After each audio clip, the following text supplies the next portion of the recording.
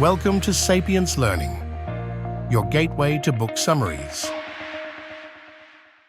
Common Sense, by Thomas Paine. It's 1776. A quiet revolution is stirring in the hearts of ordinary men and women. And in their hands, a pamphlet, small enough to fit in a pocket, powerful enough to change the world. That pamphlet was Common Sense.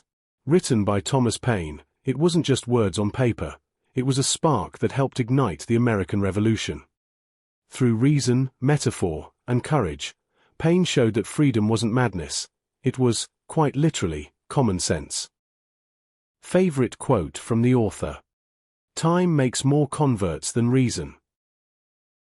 Paine's message still echoes today, that societies thrive when people work together, when power belongs to the people, and when nations have the courage to stand on their own. So, let's step back in time, and explore the three great lessons from Common Sense, lessons that shape democracy itself. Lesson 1. Society and rules are born from our need to work together. Imagine trying to screw in a single light bulb. Seems simple, right? But behind that one light bulb is a web of unseen hands. The engineer who designed it, the worker who built it, the retailer who sold it, the electrician who powers your home. That's society, a living network of cooperation. Paine understood this deeply. He believed that people, left completely on their own, might survive, but they would never truly thrive. We depend on one another for comfort, progress, and survival itself. In the 18th century, survival meant your neighbor helping you plow your field, or bringing you water when you were too sick to move. Today, it's doctors, delivery workers, coders, and cleaners, all playing their part in keeping our shared world running. No matter the century, no one prospers alone. And yet, Paine warned, cooperation without order quickly unravels. Humans are flawed, capable of great kindness, but also of selfishness and harm. So, to live together peacefully, we need rules, a system of government that protects, not controls. Laws, Paine said, are not chains. They are the framework that allows freedom to exist without chaos. Lesson 2. Elected officials that represent the people are better than kings who rule by birth. Imagine trying to decide with your family where to go for dinner. Now imagine trying to make that decision for an entire nation.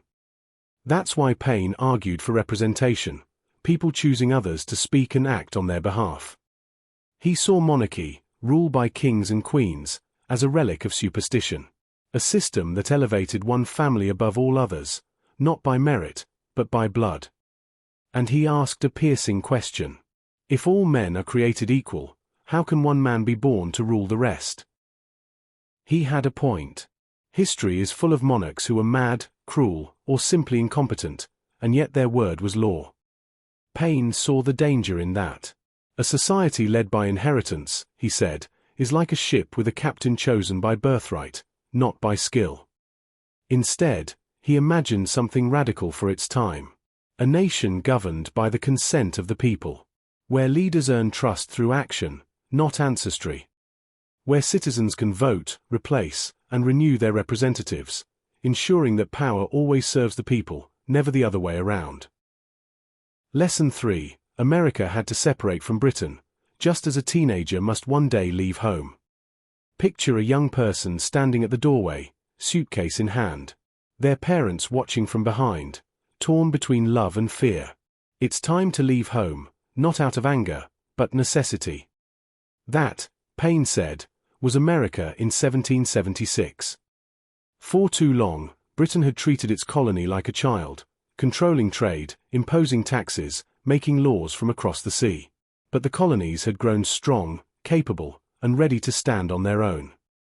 Independence wasn't rebellion, it was maturity. Paine also tore apart the logic that Americans were British subjects. He pointed out that even in England, many citizens were of French descent, yet no one called them French. So why should those in America, born and raised on different soil, be anything but American? And then there was the deepest wound of all, taxation without representation. No voice, no vote, no fairness. Paine called it what it was, tyranny. A government that rules without the consent of the governed is not a protector, it's an oppressor. His words spread like wildfire. Farmers, merchants, soldiers, ordinary people, found their courage between those pages. Within months, the colonies declared independence. The teenager had left home, and a new nation, bold, flawed, and free, was born. So, who should read Common Sense today? The young student studying political science, the seasoned activist who believes in democracy's promise, and anyone curious about how ideas can shape the destiny of nations. Because common sense isn't just a relic of history, it's a reminder that societies thrive when built on cooperation, fairness, and courage. That leadership should serve, not rule. And that freedom is not inherited, it is chosen, protected, and renewed by every generation. Paine's words still whisper to us across centuries. Time makes more converts than reason. Meaning, change takes patience, but truth always finds its way. That was Common Sense, by Thomas Paine.